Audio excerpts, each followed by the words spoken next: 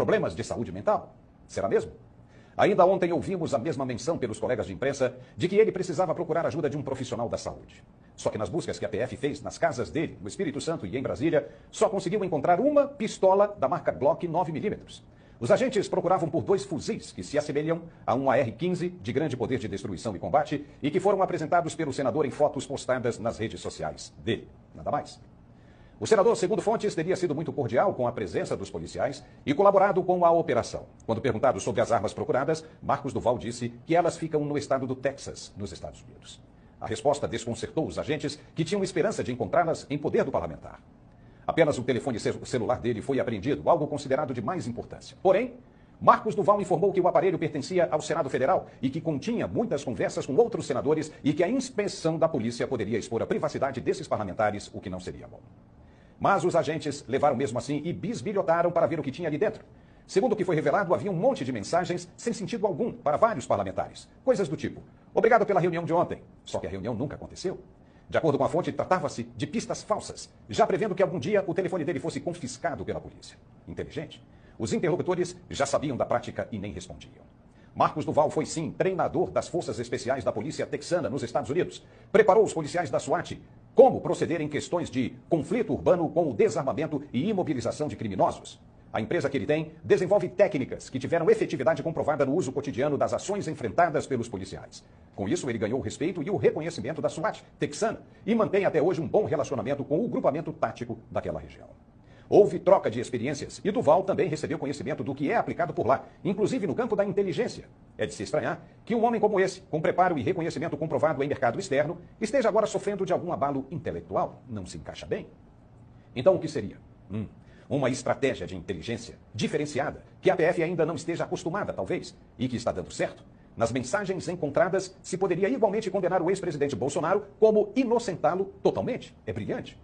Na semana que vem, Marcos Duval deve depor na polícia mais uma vez. E como já deve estar preparado, não deverá dizer nada que o comprometa. A polícia queria o afastamento dele do mandato e até a prisão por achar que há indícios de crime contra a ordem pública e a obstrução do devido processo legal que apura irregularidades contra o poder constituído. Mas veja bem, a polícia tratou o caso junto ao STF como se fosse o de um cidadão qualquer. A instituição negou a prisão, é claro, porque a Constituição só permite a reclusão de um parlamentar, e esse sendo senador da República, em ato flagrante. Não é o caso do senador Duval. E para prendê-lo, seria necessária a anuência do Congresso, do plenário do Senado. Se o STF autorizasse, aí sim, seria uma intromissão na independência do poder legislativo. Para tudo, nesses tempos difíceis, é preciso ter muito cuidado. Da parte de todos, tem de haver ponderação, porque quem autoriza uma ação inconstitucional está cometendo desrespeito. E quem obedece à lei ilegal também está cometendo crime. Mas o que temos visto até agora é uma iniciativa de excessos de confiança, ao ponto de não mais se observar o que manda a Bíblia das leis brasileiras. Se continuar assim, de investigadores pedirem prisões sem o devido processo legal e atropelando a soberania das instituições, se acabou a República Democrática do Brasil.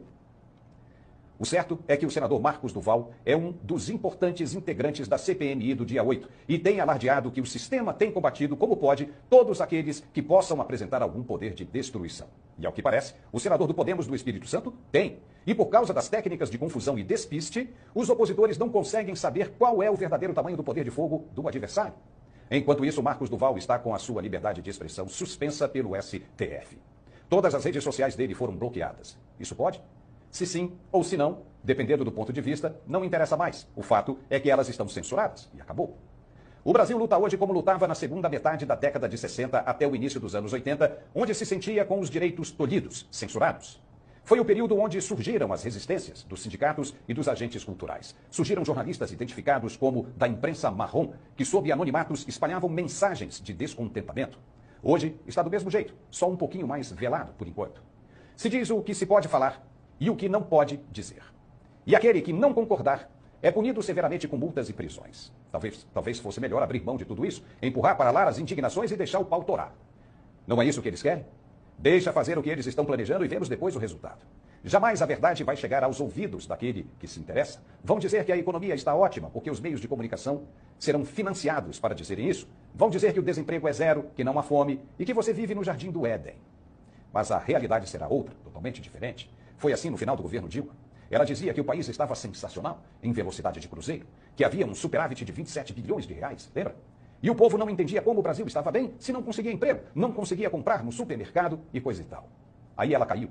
E veio o presidente Temer e revelou ao mundo que, ao invés de um superávit, nós tínhamos, na verdade, era um déficit de 197 bilhões de reais e um desemprego monstruoso. A inflação batendo lá em cima e o poder de compra despencando. Mas hoje, os caras querem o que está aí. Para que então ficar dando murro em ponta de faca? De novo, deixa o pau torar para ver o que eles vão conseguir em breve. Quando você for no supermercado e notar que a quantidade de alimentos está diminuindo, que os preços estão aumentando e o estouro do teto de gastos não está dando conta de corrigir o poder de compra dos salários, que os políticos estão mandando dinheiro do BNDES para ajudar as economias da América Latina, aí sim você vai perceber que a vaca foi para o brejo.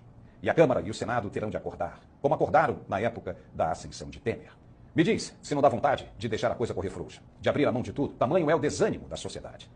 Mas para que a ficha caia, é necessário primeiro que a água bata na bunda. Senão, nada vai para frente. Ninguém vai poder falar nada mesmo. De que as coisas estão erradas, que fulano está envolvido em esquemas de corrupção e por aí vai.